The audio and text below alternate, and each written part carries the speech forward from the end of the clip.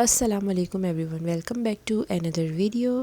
उम्मीद करती हूँ आप सब लोग बिल्कुल खैरियत से होंगे, ठीक ठाक होंगे और बहुत खुश होंगे। अल्हम्दुलिल्लाह मैं भी बिल्कुल ठीक ठाक हूँ। और व्लॉग स्टार्ट हुआ है तकरीबन दोपहर 12 बजे से।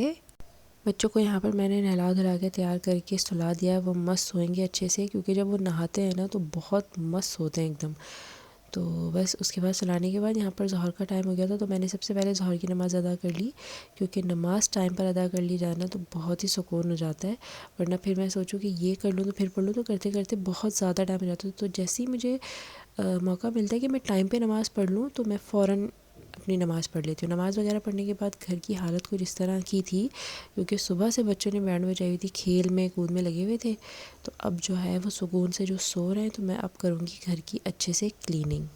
अच्छा, ये जो हम लोगों ने कारपेट बिछाया है, इसके ऊपर जो है पिक्चर्स वगैरह बनी हुई हैं, और क्योंकि नमाज़ वगैरह पढ़नी होती है तो इसीलिए मैंने इसके ऊपर चादर डाली हुई है। और क्योंकि ये जो कारपेट है या रग है जो मेरे ससुर थे वो मेरे बेटे के लिए लेकर आए थे, तो इसलिए हमने इसको इधर उधर नहीं किया, हम बिछा लेते हैं, क्योंकि वो बहुत मोहब्बत से इसके लिए लाए थे। और आजकल वैसे भी ठंड है तो बच्चों के लिए बहुत अच्छा है। लेकिन मसला ये है कि मेरे बच्चे इसके ऊपर नहीं टिकते। मतलब ये मैंने बिछाया उनके लिए कि वो इसके ऊपर ठंड के अंदर खेलें, लेकिन वो जो खेलते हैं वो फ़र्श के ऊपर खेलते हैं। पता नहीं बच्चों की क्या लॉजिक है, समझ नहीं आती। और अगर इसके ऊपर खेलते हैं ना वो तो सारी चादर खींच खींच के निकाल देते हैं, तो ये वाला हाल हो जाता है। तो फिर मुझे तकरीबन दिन में 2 से 3 दफ़ा इस चादर को ठीक करना पड़ता है। ये भी किसी नेमत से कम नहीं है कि आपका घर फैलता है, गंदा होता है और आपको सफाई करनी पड़ती है। जहाँ बच्चे होंगे वहाँ ये सब कुछ होगा ही होगा लाजमी। तो बस मैं अब जो है इन चीज़ों को इंजॉय करती हूँ, बहुत ज़्यादा मज़ा भी आता है। अल्लाह पाक सबके घरों में ऐसी नेमतें रखे और आपको ऐसे ही मसरूफ़ियत से वाबस्ता रखे, आमीन। सारी सफाई वगैरह करने के बाद फिर मैं आ गई थी किचन में, क्योंकि सुबह नाश्ता वगैरह किया था और बर्तनों का हाथ ही नहीं लगाया था, क्योंकि जिस दिन बच्चों को नहलाना होता है ना उस दिन कुछ नहीं हो पा रहा होता। तो बस नाश्ता वगैरह करने के बाद मैं इस काम पे लगी थी कि बच्चों को नहलाना है। तो अब जो है किचन की क्लीनिंग हो रही है, सारे बर्तन वगैरह धुल रहे हैं और क्लीनिंग हो रही है। और आज क्योंकि मुझे बनाना था बहुत स्पेशल सा खाना, तो जैसे ही मुझे टाइम मिलता है ना मैं कुकिंग स्टार्ट कर देती हूँ थोड़ी थोड़ी। कभी चॉपिंग कर ली खड़े खड़े, कभी कुछ अगर बॉईल करना है वो कर लिया। तो यहाँ पर जो है मैं बीफ मैंने बॉईल करने के लिए रखा है। तो आज मैं बना रही हूँ अफ़गानी पुलाव। अच्छा, ये जो है ना मैं सेकंड टाइम बना रही हूँ। पहले जो मैंने बनाया था बहुत डर डर के बनाया था, तो मुझे ये लग रहा था कि मतलब मज़े का नहीं होगा, फीका सा कैसा लगेगा। हम लोग वही कराची के लोग हैं, हमको हर चीज़ में ना मिर्च मसाले चाहिए। तो जब मैंने रेसिपी देखी ना तो मैंने कहा यार इसके अंदर तो कोई मिर्ची डली नहीं, तो ये मतलब खाएंगे कैसे। ऊपर से इसमें किशमिश भी है, तो ये मतलब क्या लगेगा। जब मैंने पहली दफ़ा बनाया मतलब हाथ ही नहीं रुक रहा था, इतने मज़े का था। तो यहाँ पर मेरे पास मज़ीद बीफ रखा था, तो मैंने कहा मैं इसका अफ़गानी पुलाव ही बनाऊँगी। और ये वो बीफ है जो हड्डी वाला बीफ होता है, तो मज़े का बहुत बनता है इससे।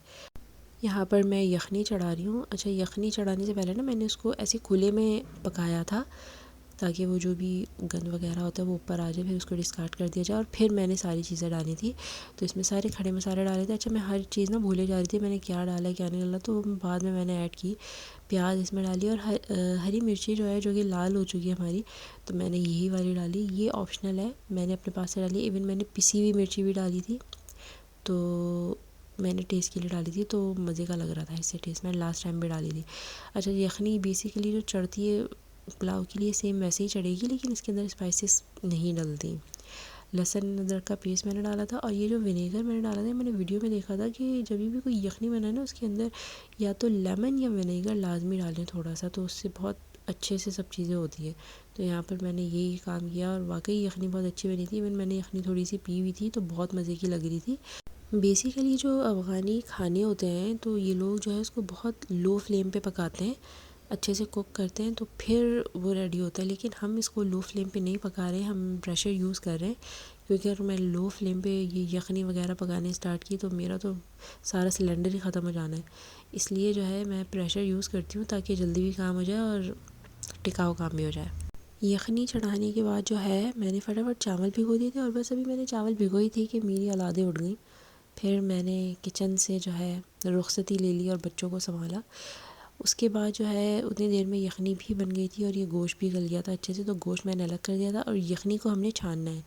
जब हमने पुलाव बनाने उसके अंदर एक ज़र्रा भी किसी गरम मसाले का, साबुत गरम मसाले का नहीं जाना चाहिए।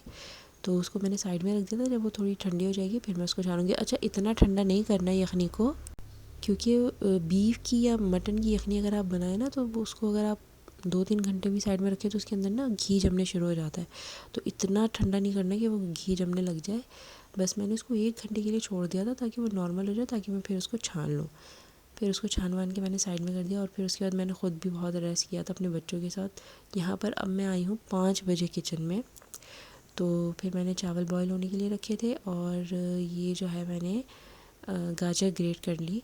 चाहे तो आप हाथ से काट लें, मेरे पास इतना टाइम नहीं था कि मैं हाथ से काटूँ, तो यहाँ पर मैं ग्रेट कर रही हूँ। और मैंने तकरीबन 3 गाजर ग्रेट किए हैं नॉर्मल साइज़ की।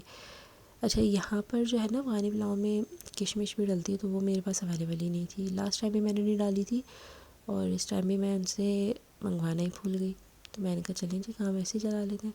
मज़े का लेकिन किशमिश के बिना भी लग रहा था। अब नेक्स्ट टाइम जब कभी बनाऊँगी तो किशमिश के भी साथ ट्राई करूँगी कि लगता कैसा है, मतलब नमकीन और मीठा कैसा लगता है टेस्ट। वैसे तो अच्छा ही लगेगा। खाना पकाने के दौरान भी जो है ना मुझे इतनी बार अपने बच्चों को उनकी जगह पर ले जाना पड़ता है। वो बार बार किचन में आ जाते हैं, वो देखते हैं कि अम्मा जी किचन में खड़ी हैं तो यहीं जाना है। इस खाना पकाने के दौरान मैंने कितनी ही बार उनको उठा उठा के वापस उनकी जगह पे डाला और 1 मिनट नहीं लगता उनको किचन के अंदर आने के लिए। तो बस मेरी ठीक ठाक एक्सरसाइज चल रही होती है खाना पकाने के दौरान। मतलब मैं तो बस, मुझे ज़रूरत ही नहीं है जिम में ज्वाइन करने की कोई भी, कि मैं ऐसी पतली रहूँगी, बच्चे ऐसा घुमाते हैं। खैर, यहाँ पर जो है गाजर ग्रेट की और फिर यखनी को भी मैंने छान लिया। और अच्छा, यहाँ पर जो है यखनी को मैंने जो है ना बहुत पहले ही छान लिया था। वो क्लिप मैंने बाद में ऐड की थी जब मैंने दोपहर में यखनी बनाई थी। तो गाजर जो ग्रेट की हुई थी उसके अंदर जो है कढ़ाई के अंदर थोड़ा सा ऑयल डाल के उसको भी फ्राई करना है। और अच्छा, बहुत ज़्यादा फ्राई नहीं करना उसको, हमने तकरीबन 50% फ्राई कर लेना है। वो गलाएंगे नहीं हम, बाकी वो दम में गलेगी। अच्छा, जो चावल भी बॉईल करने हैं उसके अंदर भी नमक की क्वांटिटी को ठीक ठाक रखना है ताकि नमकीन सा लगे फील। और जो यखनी आपने बनाई है तो उसके अंदर भी अलग से नमक जाएगा और नमक एक्स्ट्रा ही जाएगा इसमें। मतलब इतना नमक डालना है कि जब आप यखनी को टेस्ट करें ना तो आपको ठीक ठाक लगे कि हाँ नमक तेज़ है, हल्का और नॉर्मल नहीं जाएगा इसमें। और चावल भी इतने बॉईल करने हैं जैसे बिरयानी के लिए चावल को बॉईल किया जाता है, 1 कनी वाला 2 कनी वाला, उस तरह से बॉईल करके फिर आपने जो है वो जिसमें भी आपने अपना पुलाव पकाना है उसके अंदर चावल पूरे रख के फिर उसके अंदर आपने यखनी इस तरह डालनी है। जैसे मैंने 3 गिलास चावल लिए थे तो इसमें सिर्फ़ और सिर्फ 3 गिलास ही यखनी जाएगी। और ये दम लगाने के टाइम पर जो है ना मेरा बच्चा इस कदर तेज़ी से किचन में आता, तो मैंने कहा अब मैं क्या इसको बार बार वापस छोड़ूँ। इसको मैंने गोदी में उठाया और मैं अपना काम स्टार्ट करने शुरू हो गई। तो ये होती है बस अम्मियों की ज़िंदगी। हमारी भी अल्हम्दुलिल्लाह ऐसे ही गुजर रही है। और मेरे जो हैं भी ट्विन्स, तो एक जो करता है ना उसको दूसरे को भी करना था। अब जब यहाँ मैंने इसको ले लिया था तो दूसरी जो मेरी बेटी है उसको भी ये था कि यहाँ पर हो क्या रहा है, वो भी जाके देखिए कि यहाँ पर हो क्या रहा है। तो ये मेरे साथ सीन चल रहा होता है, कभी एक को रख के फिर दूसरे को पकड़ना पड़ता है। तो इसी तरह बस चलता रहता है सब कुछ। और बस यहाँ पर मैंने दम लगा दिया। अच्छा, दम लगाया, चावल डाले, यखनी डाली, फिर उसके बाद गाजर की पूरी लेयर लगा के और जो हमने गोश्त था बीफ वगैरह वो सब ऊपर रख के दम लगाना है। दम मैंने तकरीबन 20 मिनट के लिए लगाया था और फिर दम के बाद कुछ सूरत हाल ये थी, इस वक्त शदीद भूख का आराम था। तो बस इतनी ही मैंने वीडियो बनाई फटाफट से और बस उसके बाद हम खाने बैठ गए थे। अच्छा, आप लोग कमेंट बॉक्स में ज़रूर बताइएगा किस किस ने अभी तक जो है अफ़गानी पुलाव ट्राई किया और किसको कैसा लगा। खैर, मुझे तो बहुत अच्छा लगा है। जो नॉर्मल पुलाव हम बनाते हैं बीफ का उससे तो बहुत ही मज़े का है, वो भी मज़े का है, लेकिन मुझे ये ज़्यादा मज़े का लगा है। अब हमेशा मैं यही वाला ट्राई करूँगी। खाना वगैरह खाने के बाद मेरे हस्बैंड बाहर से ये मीठा ले आए थे, पुडिंग। इतने मज़े की पुडिंग थी कि बस मुंह नहीं रुक रहा था। तो हमने सब में डिस्ट्रीब्यूट कर दी थी पूरी फैमिली में। ये हाफ़ हमने खाई थी और हाफ़ हमने डिस्ट्रीब्यूट कर दी थी। अल्हम्दुलिल्लाह बहुत अच्छा दिन गुजरा, सब कुछ बहुत अच्छे से हुआ, अल्लाह का बहुत बहुत शुक्र है। तो बस यहीं पर कर रही हूँ मैं अपना व्लॉग एंड मिलती हूँ नेक्स्ट व्लॉग में। पसंद आए तो उसको ज़रूर लाइक कर दीजिएगा, चैनल को सब्सक्राइब करना बिल्कुल नहीं भूलिएगा। फ़ी अमान अल्लाह।